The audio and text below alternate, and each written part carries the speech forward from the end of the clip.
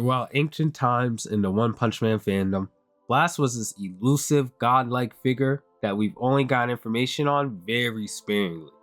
As a community, One Punch Man fans would rejoice in happiness if we even got a back shot of Blast every 6 to 7 years. And the theories of this man, oh lord, you'd think the ZKK theorists were geniuses. All jokes aside though, Blast was written and built up throughout the entire narrative to be this ultimate hero that could rival even Saitama himself. As many characters throughout the story would hype up Blast to be this untouchable figure, with many statements such as Fubuki stating that there are lots of monsters who defy common sense. You might be quite a monster yourself, but you're nowhere near Sweet Mask or my older sister. There are also monsters amongst monsters like King, who they call the strongest human, and the one at top of all, the strongest hero, Blast. Blast was being called a monster amongst monsters in comparison to Tatsumaki, the same Tatsumaki who was able to do this. So when we hear about Blast, we think of Blast as some omnipotent space god that can defeat everything on Earth. And from what I've seen from his one and only fight, I think I'm inclined to agree. In chapter 166 of the One Punch Man manga, the Hero Association is all put on death's door due to being unable to breathe around Cosmic Garou, as he emits tons of radiation.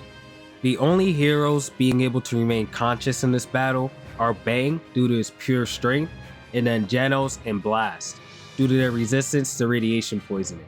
Now Genos has this resistance from being an artificial life form, while Blast has this due to being a space traveling warrior.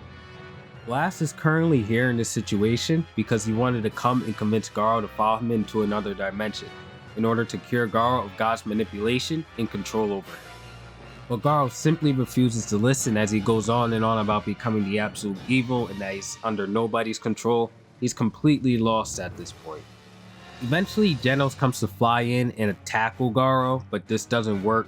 So since Garou's mad and lost right now, he was just gonna kill Genos, but this prompts Blast into stepping in. Once Blast steps in, he begins an onslaught of techniques and teleporting Garou all over the place, displaying his absolute control over the battle right from the jump, with the combo culminating into Blast pressuring Garou and sealing him in another dimension. Let's establish two things here to keep in mind as this fight goes on. Since Blast has appeared, Garou is certainly a god-level disaster threat. The definition of god-level disaster threat being a calamity that threatens the existence of humanity. And in the present time, Blast will only ever appear to fight whenever one of these threats are present. Mind you, the same Blast had ignored beings that could casually cut off parts of the planet and walking natural disasters such as Evil Natural Ocean and Platinum S. And the second thing to establish here is that since Blast's actions resulted in him teleporting Garou into another dimension, he had truly no intention of actually defeating Garou here. His only intention and goal in this instance was to save Garou and break him out of God's control. But of course, this fails.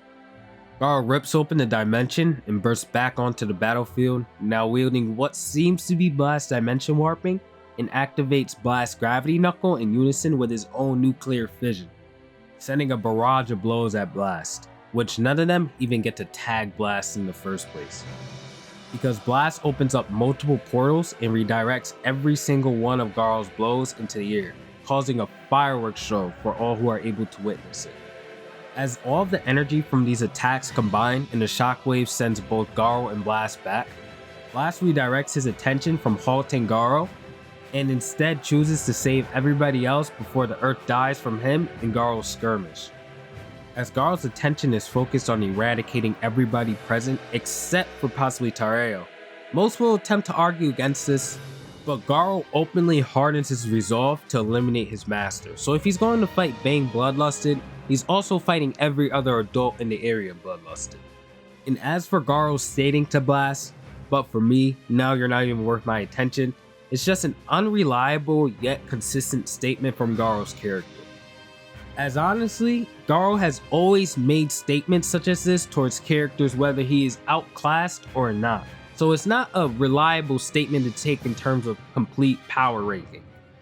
The biggest and best example of this is Garou vs Darkshine. where in this battle, Garou made multiple statements about single-handedly annihilating both the Hero Association and the Monster Association. Although in all honesty, there are multiple characters from both sides that could have crushed him right there and then. It's completely in character for Garou to make statements such as this, where he's just outright overestimating himself against an opponent that clearly outclasses him. And honestly, had he faced someone like Flashy Flash or Tatsumaki right there, his journey would have been over. But let's get back to the fight. Garou, in an attempt to bait out Saitama and copy even more of his techniques, he picks up Genos and impales him. Saitama arrives on the battlefield, and upon seeing Genos' state, he immediately charges at Garou with a serious punch, to which Garou responds by copying it and clashing with Saitama. This clash results in a shockwave of a serious punch to the second power, or in other words, multiplying the shockwave of a serious punch with itself. Blast is then able to contain this power without any visible damage, and although it can be heavily debated that Blast wouldn't have been able to redirect this blast with or without the help of the space traveling warriors, what is indisputable here is that Blast was able to at least contain it. It's even stated by Blast's team to even think that one besides you could hold his own against someone imbued with so much divine power. Just who is he? I've always interpreted this scene as Blast has fought people on Garou's level before, but for these other characters to see Saitama handle somebody on Garou's level is just surprising to them. Because obviously, Blast seems to be the main man for divine threats across the universe. After this is the last we see of Blast, as he kind of just disappears from the arc, and he's certainly had an impressive showing here. People tend to use this fight as evidence of Garou at the time being completely over Blast and Blast just being unimpressive due to this, when in fact, this isn't true.